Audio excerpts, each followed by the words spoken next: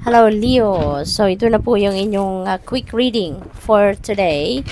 Medyo binago lang natin yung format natin sa daily gabay.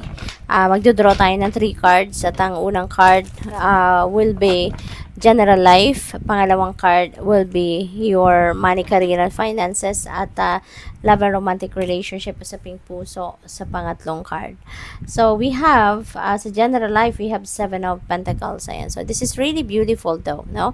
Napakaganda nito kasi alam mo, no, na nakikita mo na kung ano man ang pinagtrabahuan ninyo, ano man yung pinagsikapan ninyo, nakikita ninyong namumunga na, no?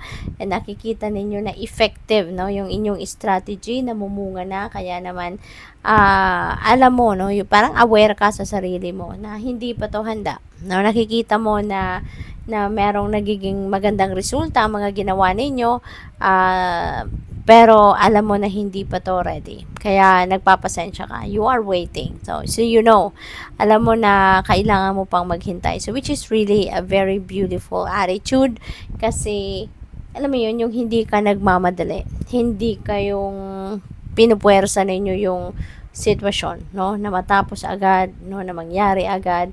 You are very siguro emotionally matured na rin. You know how to wait. What else? We have the Chariot, no? So this is for your money, career, and finances. So this is really beautiful kasi you are full of fire in your heart, determination, yung ganon. At siguro meron kayong mga pinagdaan ng problema in the past, no, or recently, baka meron kayong mga financial constraints, may mga financial obligations kayo, pero parang baka nagkukulang kayo ng budget, nagkukulang kayo ng pera, no? So pwedeng ganun ang ganap dito at yun na nga, no? So mapagtatagumpayan ninyo ito. Sa sipag at tiyaga ninyo, your fire sign, kaya sa usapang determinasyon, you are, no, very determined. At ayan, siguro kung ano man ang naging problema ninyo dito, magsisikap ka, magtsatsaga ka, 'di ba? Pagsisikapan mong ma-achieve kung ano man ang mga bagay na gusto mong ma-achieve dito, lalo-lalo na yung ma-providean mo ang pangangailangan ninyo pagdating sa pera. Matustusan ninyo kung ano man ang mga pangangailangan ninyo, no, sa pera. Kaya magtatagumpay ka, no? You are going to find the solution, no, dito sa inyong mga financial problems. Usaping puso, pag-ibig, Hierophant, pero ikakasal dito, no, Leo. Baka kayo ang ikakasal, baka mag-aasawa na kayo, or not necessarily na you are going to get married, no. Sometimes pwede rin na ang iba siguro sa inyo dito gusto mo na mag-level up na yung inyong relationship with your person at kayo ay magsasama na, no? Magsasama na kayo sa isang bubong, or baka gusto nyo lang magkaroon ng anak. Baka merong pag-uusap na gano'n, no? Na gusto nyo lang magsimula ng pamilya talaga of your own. So pwedeng may ganong sitwasyon dito, no? Kasi si Hierophant, marriage card ito eh. So, maaari din, Leo, pwede na baka ngayon, baka nag-uusap kayo about marriage, 'di ba?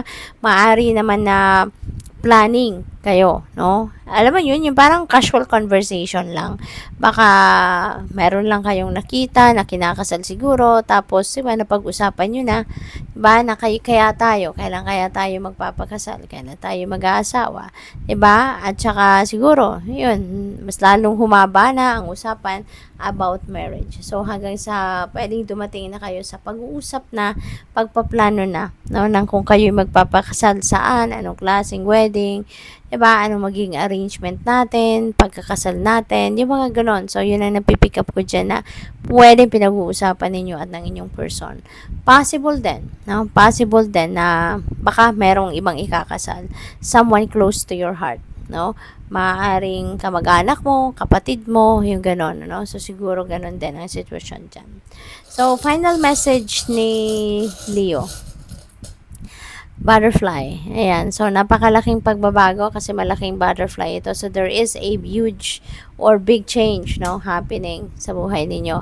At maaari, no, na yung pagbabago na yan could be yun nga sa estado ninyo bilang from single, no, mag-aasawa na kayo from single to being married, at saka eto, no, sitwasyon ninyo pang kaperahan na dating namumroblema kayo ngayon magbabago na ang inyong sitwasyon because maybe you already have found the solution dyan sa inyong mga financial problems, no. Kaya good luck. Thank you for watching Love and Light. Namaste.